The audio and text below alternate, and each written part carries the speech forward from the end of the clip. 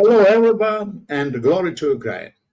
Today, in our channel, independent member of Georgian Parliament, brilliant political expert, and my big friend, proud, Teona Akubardia. Hello, Teona. Very glad to see you. Hello, hello, Gela.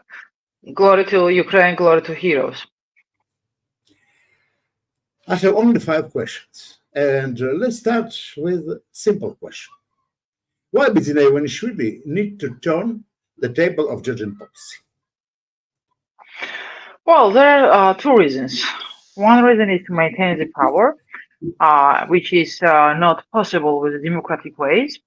And the second one is his Soviet Russian mentality and his Russian way of life, as well as his image and beliefs that he sees in his idea that Russia is stronger than the West, and he believes that with the support of Kremlin, it is okay for Georgia to go to the back to the Soviet times, probably, or to the Russian spheres of influence. But the thing is that since the war started in Ukraine, the big-scale war or full-scale war, they showed up their real face, and now there are no questions anymore, neither in Georgia nor in the West, that this government is pro-Russian. When you say this government is pro-Russian, what you mean? What is the pro-Russian? It is somebody call from Kremlin and say do this or something another.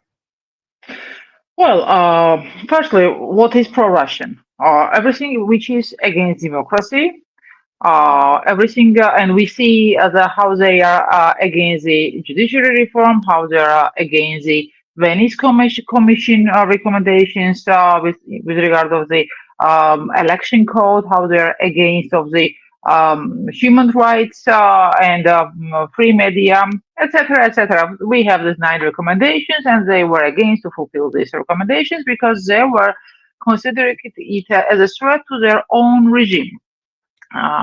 So that's the one thing.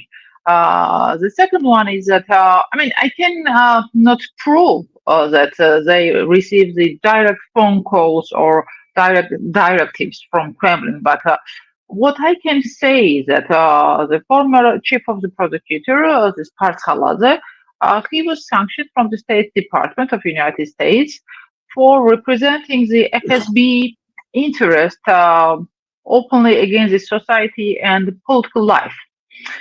So the guy who was sanctioned all of a sudden was fully protected by the whole of institutions of the state, whether it was National Bank or whether it was political support from political leaders of the ruling party. And to me, it is the evidence that there are some formal and informal ties from Kremlin, because the direct flights opening with Russia and this so-called soft power element of lifting the visa regime, there was Partshaladze engaged. The second one is the evidence. This Georgian Russian businessman, this Hidashvili, who appeared to be the advisor of the defense minister for 4 years. All of a sudden, he came from occupied Abkhazia, and he talked with Vice Speaker of the Parliament, Giavolsky, about the Confederation of Abkhazia, which is not a new idea, and it existed during Shevardnadze, and Shevardnadze refused to that. So there are formal and informal influences as well as interests. And when we see that the kleptocratic system, corruption, everything is the same way like it is in Russia. And when we see that the law, which is rightly named as a Russian law, repeats the Russian law on foreign agents, we know the goal. The first goal is to switch Georgia from democracy to autocracy, which is interest of Kremlin. The second goal is also to make silent all the civil society organization and critical media because it is disturbing, Ivanishvili. And the third one, to be back under Russian influence fully, because if this law is in Georgia existing, as well as it is in Central Asian country, then it is all about, to me, about EU Middle Corridor project. Since the war, the full-scale war in Ukraine, the only alternative for transportation became our region, Central Asia, South Caucasus, and the West. And if Russia managed to get Georgia back without the military, using the military power and the war, which we already had in 2008 as well as in the early 90s, then it is gaining the influence, gaining the interest, and gaining also the prestige.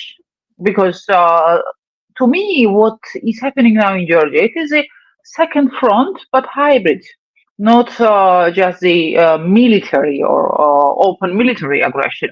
But I don't exclude the provocations with the next phase or creating some illusions in order to make it work.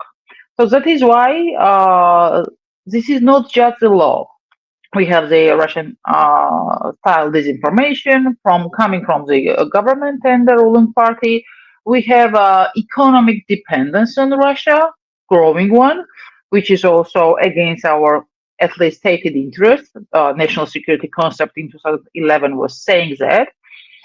We have also we see the political leverages coming from Russia, not only the crippling occupation and annexation, but also borderization. And there is a military pressure as well.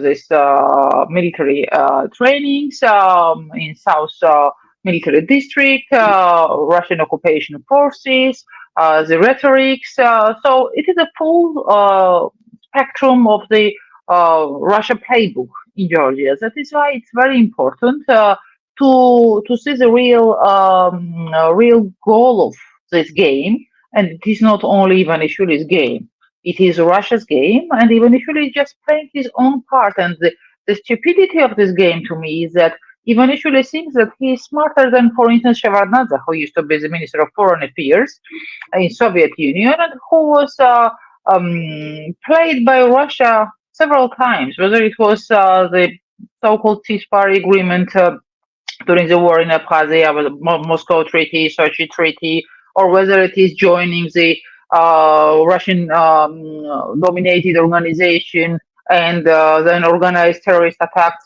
against him. Everything it is in the history, and it's not just the medieval history, but the modern history. So why Ivanishvili thinks that he will not be played by Russia, and he has some guarantees which Shevardnadze didn't. To me, it is weird, but the thing is that this man is living in underground. He is not communicating with anybody. Only he has this group think, his own guys who will never dare to say to him truth.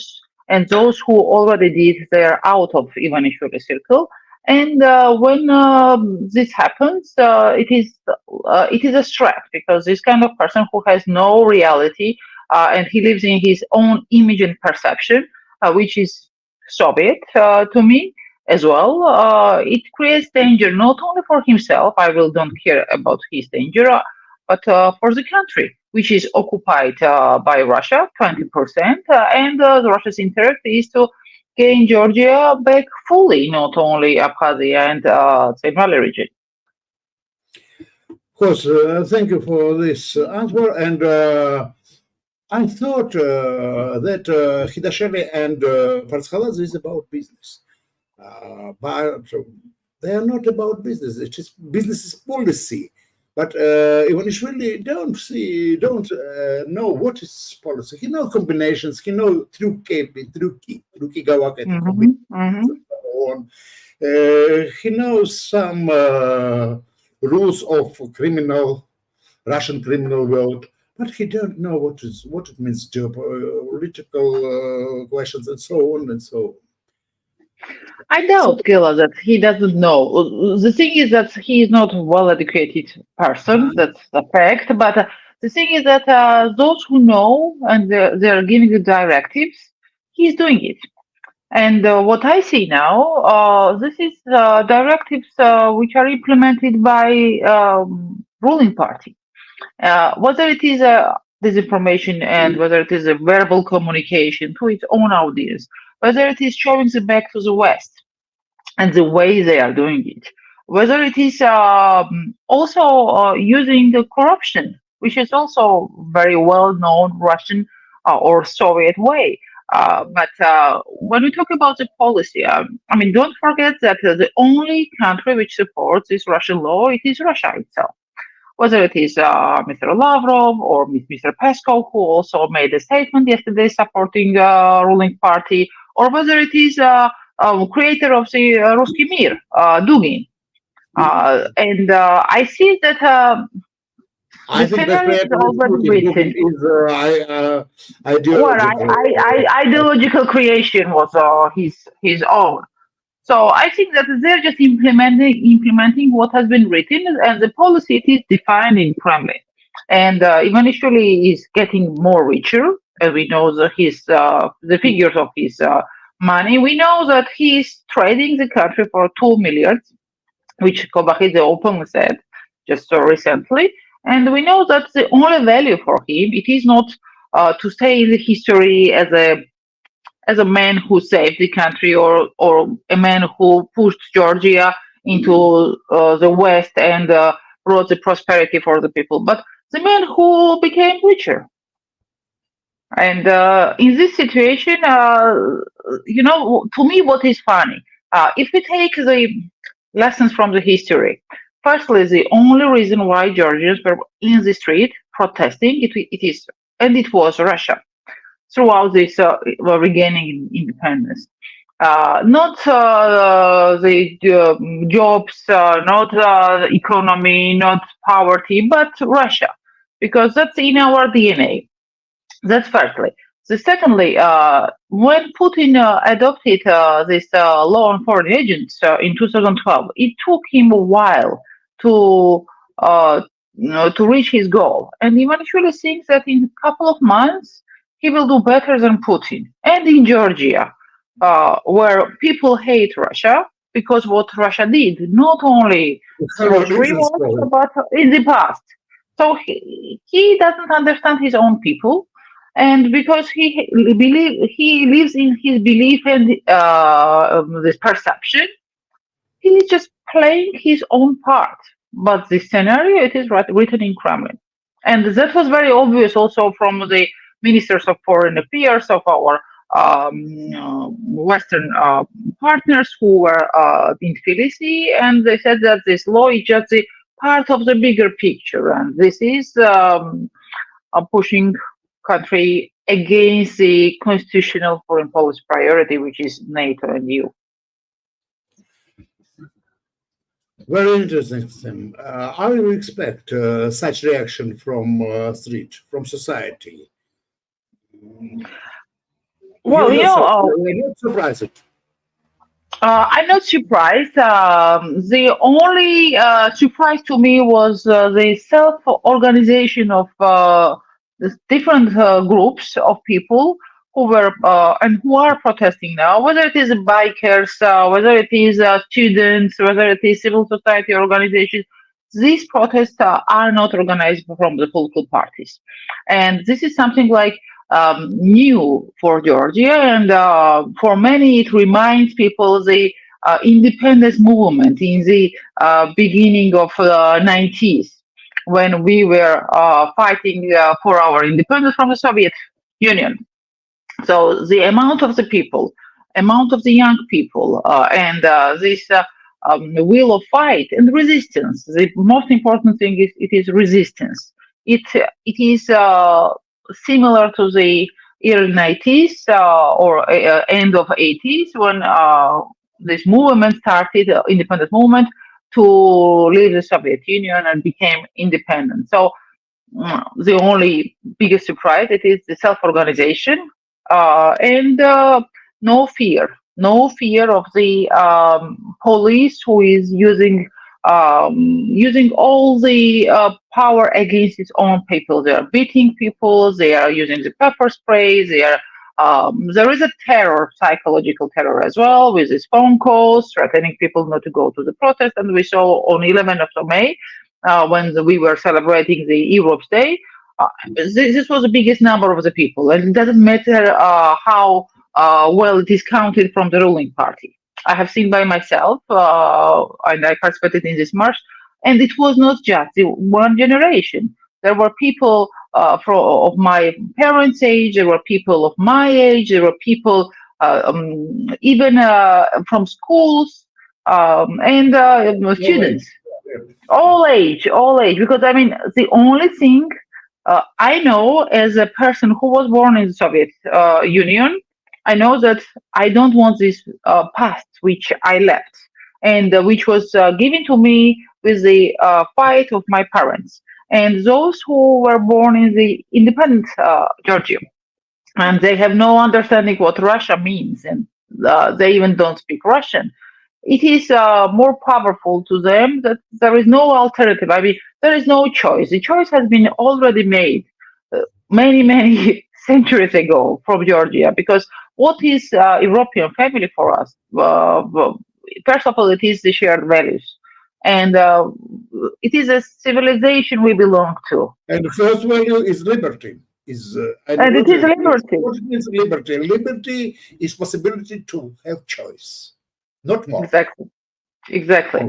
But there will be, I'm sure that there will be several phases of this battle or the war, because war can be in a different ways. And I think that when the law will be adopted, and I still think that the law will be adopted, otherwise Ivanishvili would not risk so much, whether it is US sanctions, whether it is all the statements from the European Union, and then he will try to sell something to the people, those people who are still under this propaganda and cannot differentiate truth and the lie.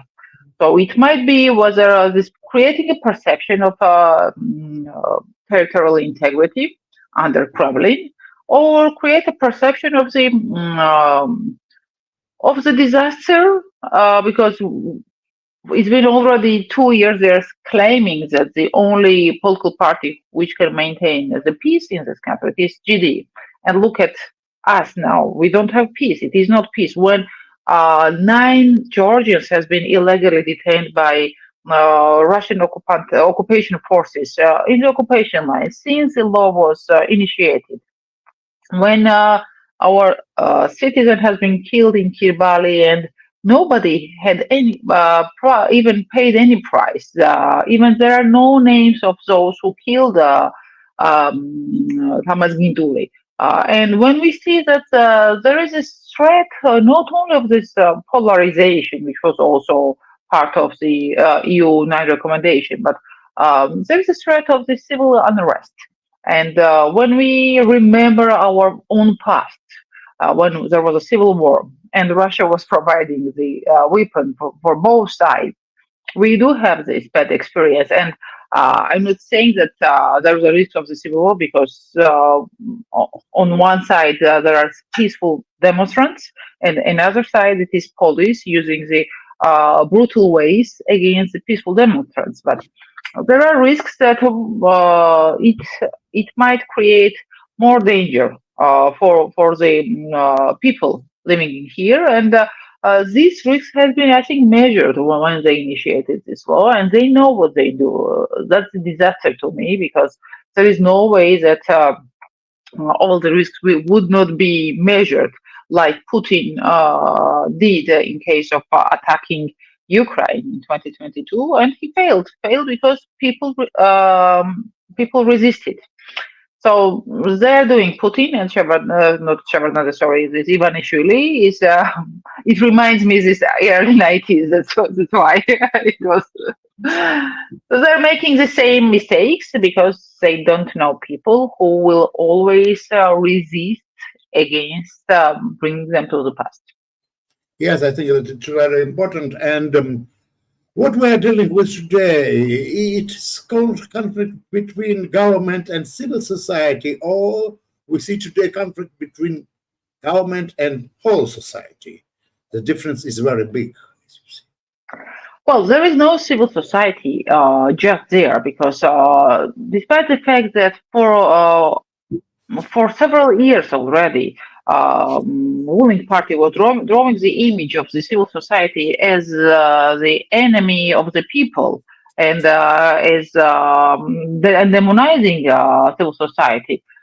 People understood that it was not about the NGOs, civil society organizations, or it wasn't about the critical media. It was about bringing Georgia to Russia back.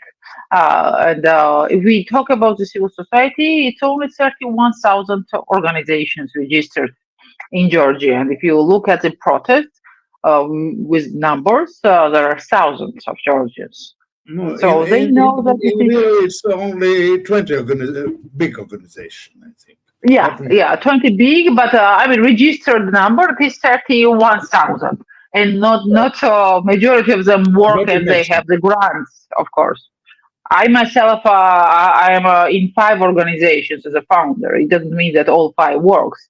But the funny thing is that there is no mechanism of abolishing the civil society organization. It's why that's the number as well. But So I think people are wiser than Ivanishvili. And the one thing is clear. I was always saying that the biggest failure of Kremlin will be new generation who doesn't know this taste of slavery under Russia. And the timing which Ivanishvili chose for initiation of this reintroduction of this law, I think it was also directed from the Kremlin because what we saw, the similar process in Central Asia, similar process also in Georgia. It is firstly revenge to the West from Russia. It is also demonstrating the power. And when Georgia, after so many wars against Russia, is going back to Russia by its own will and not by using Russian tanks, which we saw in 2008, but still it didn't stop our sovereign choice to be implemented. It is, of course, defeat of the West, not only defeat of the Georgian people.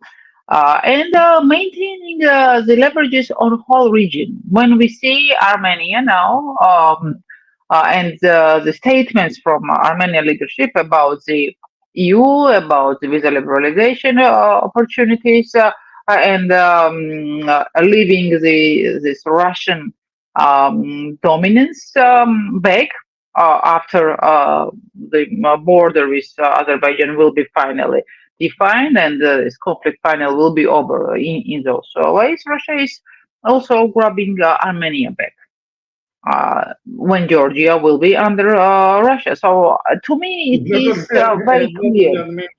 not only Armenia. In the table today, the future of whole South Caucasus, and not only South Caucasus, but Central Asia too. Exactly. So it is creating back the influence for the alternative, which was seen from the EU as alternative of the North Corridor. What can really stop this government, and how would you evaluate the action of our opposition and our Western partners? Well, first of all, to me, the most important thing is the resistance from Georgian people, which we see so far. Well, within a month, there is a protest which doesn't stop. Secondly, it's not just clear signals from the West, but clear actions. To me, it was very powerful that U.S. Special Representative and coordinator of the sanctions, Mr. James O'Brien, made it very clear that not only GD, MPs, and the leadership will be sanctioned, but their own families. And that strategic partnership will be revised And all the support, financial support to the Georgian budget, which will be also revised, whether it is defense and security, democracy, economy, whatever.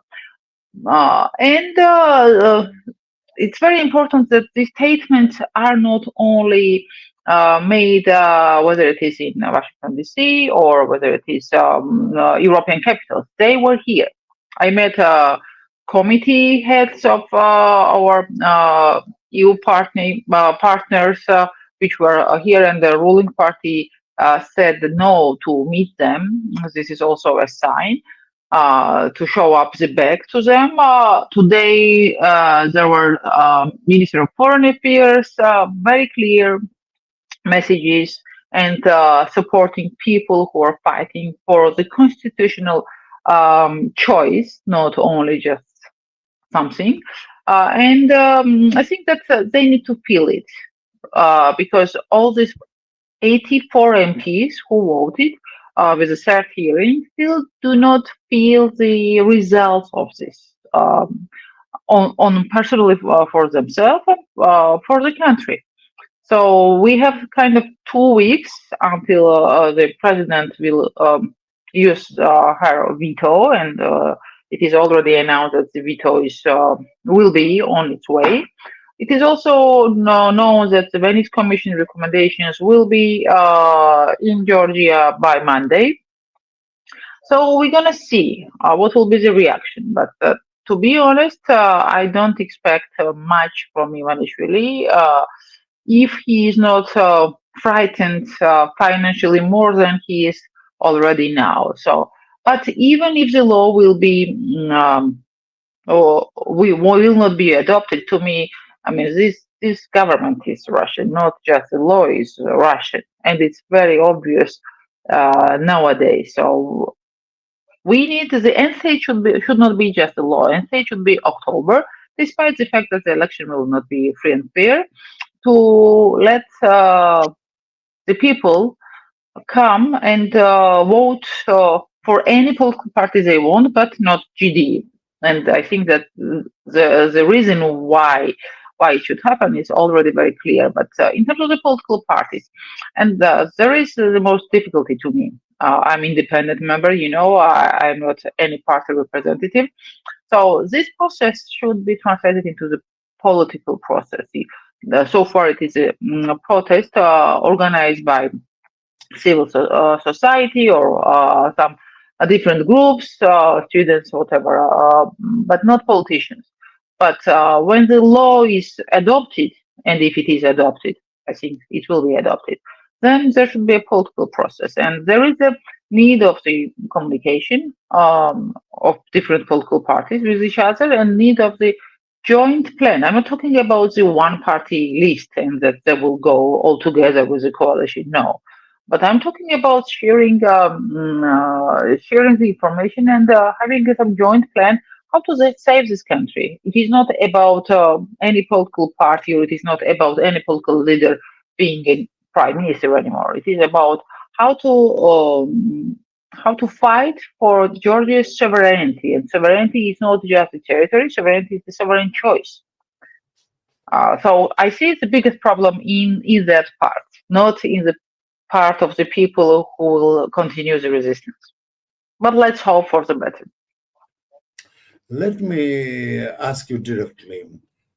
How do you think is the revolutionary scenario inevitable? To me, sooner or later, not today, sooner or later. So if the election is not legitimate and it is recognized by the West, and the election will be in 26th of October, then people have the right.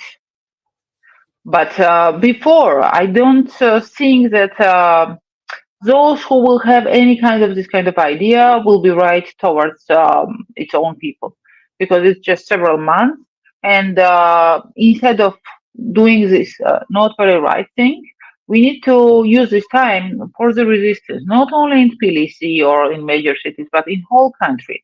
We need to prepare also the political platform for that, so people know that there is a choice to vote.